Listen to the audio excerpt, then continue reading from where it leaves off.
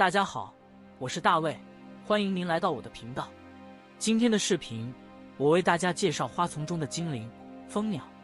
这些可爱的小精灵主要生活在美洲地区，从北美洲的阿拉斯加一直到南美洲最南端的火地岛都有它们的踪迹。而中南美洲地区是蜂鸟种类和数量最为集中的地区。接下来，我就带大家一起走入蜂鸟的世界。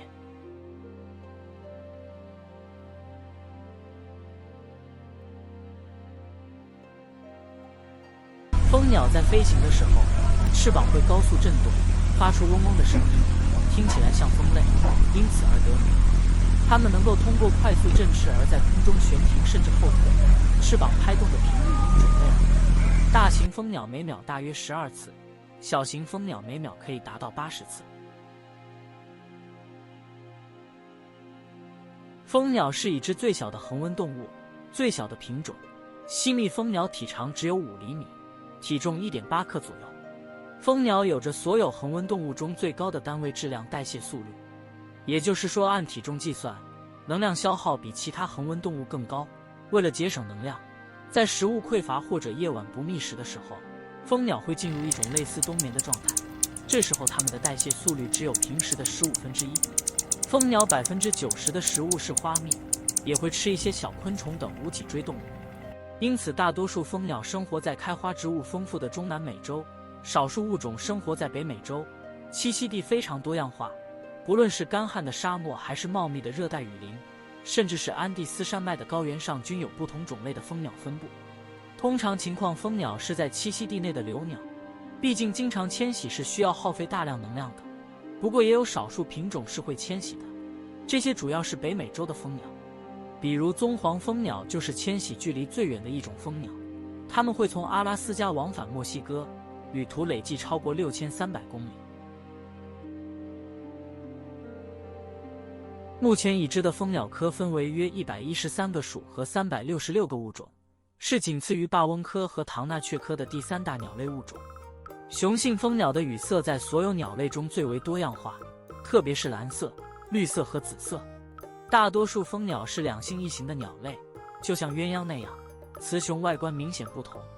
通常小型蜂鸟的雄鸟比雌鸟小，而大型品种则相反。雄鸟的羽毛明亮而鲜艳，羽冠、颈部和尾部通常拥有最为鲜艳的颜色，特别是彩虹色的颈部羽毛，从不同角度观察会呈现不同的颜色，实在是相当惊艳。这也是雄鸟吸引雌鸟和警告同性对手的主要手段之一。蜂鸟通常在1岁达到性成熟。雄鸟在繁殖中的作用主要就是交配、筑巢、孵化和育雏都是雌鸟独立完成的。蜂鸟一般每次产卵2枚，小鸟3周就可以飞行离巢了。幸亏是孩子少，长得又快，不然鸟妈妈真的会受不了了。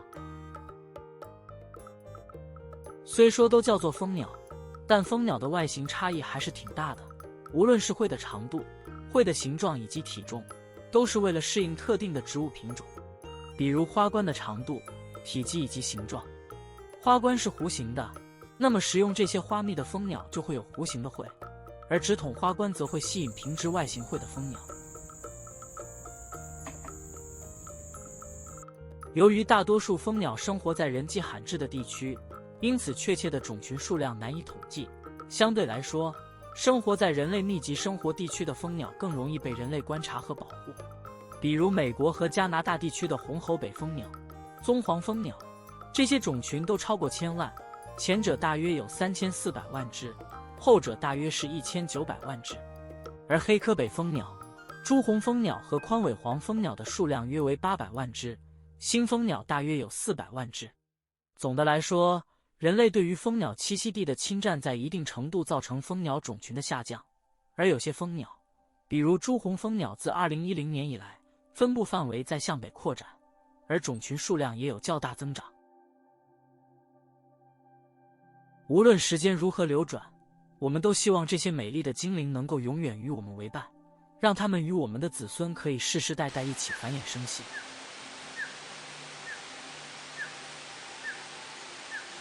感谢您看到节目最后，节目中有不对的地方，还请您留言指正，也希望您能订阅和分享我的频道。期待与您在下一期节目再见。